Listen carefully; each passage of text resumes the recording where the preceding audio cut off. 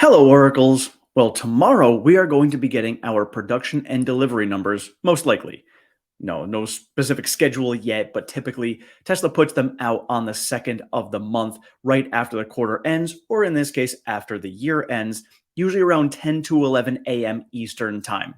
So I had mentioned it this morning. I'm actually going to be out most likely with my team for my full time job, taking them out to thank them for all of their hard work this year. So I'll put out a video later in the evening once I return from all of that. If it comes out sooner, I'll have one out for you guys sooner.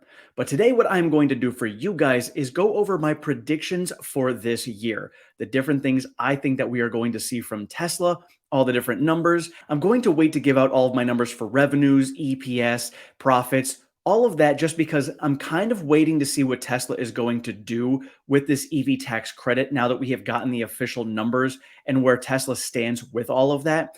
So I've got my price target that I set that may end up getting adjusted based upon what Tesla does, but I'll give you guys my prediction right now.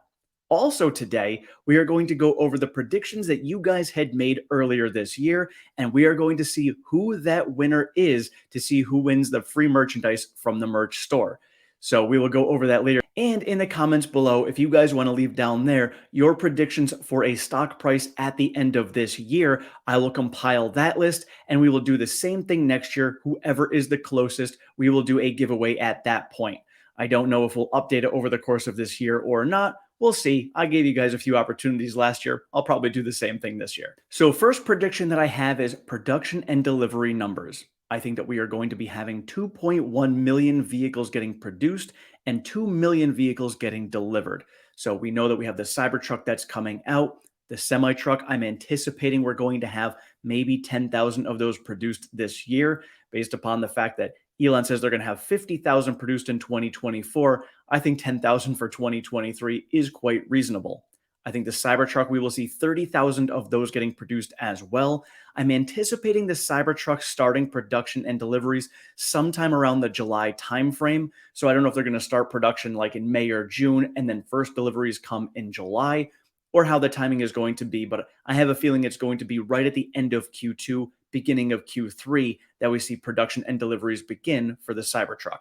I also think that we are going to be getting 2 factory announcements. I thought we were going to get it last year, and we did not. So I do think we are going to get that this year. We already know that we're anticipating at least one very soon, whether that's going to be on the earnings call or if they're going to announce it before then. Sounds like they are making that final decision very soon. So we should be hearing about one soon, and I have no doubt we'll hear about one at the end of the year.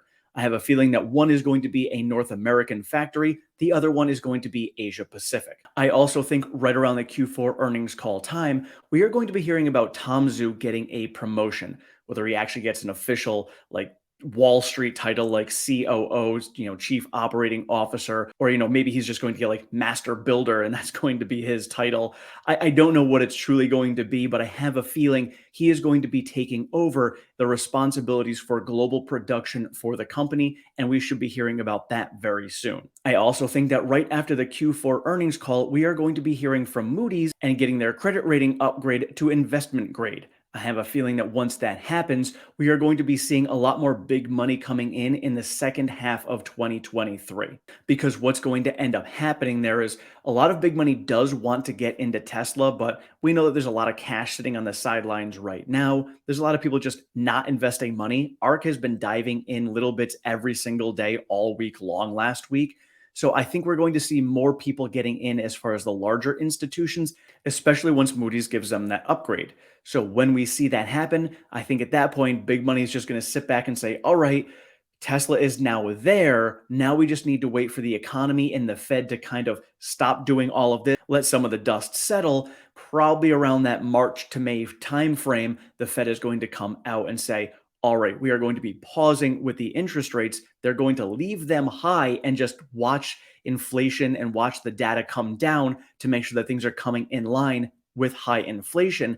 During that time, we will see big money start to slowly DCA their way into Tesla itself.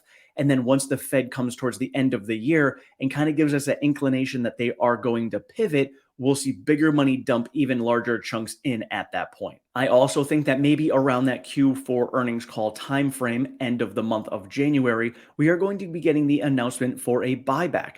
chances are, they are awaiting to see what is going to be happening with the Fed as well. Elon already said that's what they are doing, so I have a feeling we'll get that around that time frame. Whether they announce it at the Q4 earnings call or not, I'm not sure, because right after that, we are going to be getting the FOMC meeting where they're going to be giving us that next interest rate hike and more information about what their plans are for the future, as far as whether they are going to be raising rates more at the following one in March or if they're going to be pausing. So chances are either we hear it at the Q4 earnings call or shortly thereafter once we get the information from the Fed. I also think that this is going to be the big year that we see energy starting to step up even bigger. Now, we know that based upon the EV tax credit information, Tesla is going to be getting a significant chunk of money in return for all of their batteries. This is going to be huge. So once we get those mega packs and the power walls all sent out there, I think we're going to see a lot more revenue coming in, and it's going to kind of be in sleeper mode, and we're going to start seeing it take off and become pretty massive by Q3 and Q4 of this year. And this year, I think, is going to be the prime buying opportunity for the stock. This is not financial advice. This is just me taking a look at how far we fell last year based upon what the Fed was doing with interest rates going up. This year, hitting that pause, you basically kind of see it's coming downhill. They pause, you've now hit the bottom of that hill, and now we're going to wait and see what they do. So we'll kind of trade sideways until, again, like I said, we're going to be getting that information and inclination from the Fed about, hey, we're probably going to be pivoting sometime soon. They did already tell us that it's most likely going to be in early 2024, and the market usually reacts 6 months ahead of time. So if the Fed gives us some sort of indication that they are going to be lowering rates sometime in, let's say, Q1 of 2024, then you can imagine that probably late Q3 of 2023, we are going to start seeing the stocks start to go up again because big money is going to want to buy in. That's just the timing that I'm seeing as of right now based upon the information that the Fed has given us. And so I go back to what I've been saying all along is the next 12 to 18 months are going to be prime buying opportunities.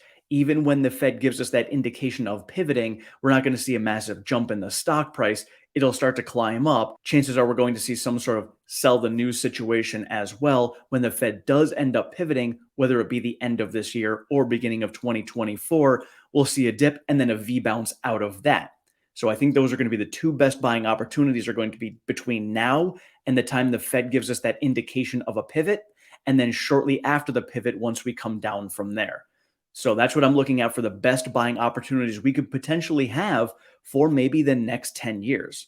And now when it comes to some of the drama, I do have a feeling that we are going to be having Elon announcing a new CEO for Twitter within the next month or two. That's going to take some of that pressure off of what's going on over there so that Twitter drama can kind of finally slide to the side. And, I'm sure Elon's going to continue doing what he's doing over on Twitter with his tweets. But as far as actual operations of that company go, Elon will then be able to come back and focus on Tesla, as many people want him to do, as if he wasn't doing it before. But he will be able to come back over there and be more in the limelight for Tesla to make a lot of investors happier. And then the big one, which is the one I'm truly waiting for right now, is I think Tesla is going to be coming down on the prices of their vehicles. I had a live stream with Brian from My Tesla Weekend on Friday, and something that popped into my head based upon some of the information you guys had given me on what they did over in Canada, where they made a very low range vehicle and then added on a software upgrade afterwards. Kind of wonder if Tesla might kind of go with that sort of model. Maybe they're going to decide, hey, putting the best hardware into these vehicles is going to cost us X number of dollars, but what they will do is lock a lot of the abilities for the vehicle. So theoretically, every single Model Y that you buy, let's say, is going to have the potential to be a performance Model Y. But the difference is you're going to get it as a standard range all-wheel drive Model Y, and then for an extra $10,000, you can unlock the long range, or for an extra $15,000, you can unlock the performance version. And they might end up making that a subscription. This is something that I just played around in my head as a viable possibility, is Tesla going out there and, maybe one day you're like, you know what? I want to try out a performance Model Y. I want to impress this girl with my performance Model Y. And you go and pay for a 1-day upgrade for 25, 30 bucks, whatever it's going to be. And now you can have a performance Model Y for the day. And then after that's over, you go back to your long range, or you're going to go back to your standard range Model Y for whatever it is. And so you can either do a monthly subscription, a daily, maybe it's an annual, or you just buy that add-on package. Whatever Tesla decides to do might be a viable option for them, seeing as they have done something similar in the past in Canada.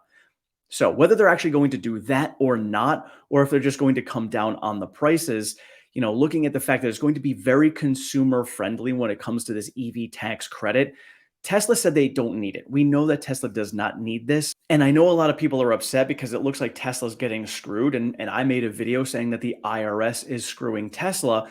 But then I took a step back and I thought about it and I realized that it seems like a lot of hybrids are given that higher cap of 80,000. Meanwhile, Tesla with the Model Y is the lower at the 55,000. Doesn't seem fair, doesn't make sense. But then we also have the Ford Mach-E and the Cadillac Lyriq that are both coming out that both need to meet that $55,000 threshold as well in order to qualify. Now, of course, the real confusing thing is the fact that the Model Y 7-seater has the $80,000 threshold and the 5-seater has the $55,000 threshold. But what this is going to end up doing for the consumer is bringing the prices down. So as we go into what could be a recession, that will make that vehicle a lot more affordable. So now people are going to be choosing the pure EV over the hybrid because the pure EV is going to be forced to come down in price while the hybrid does not.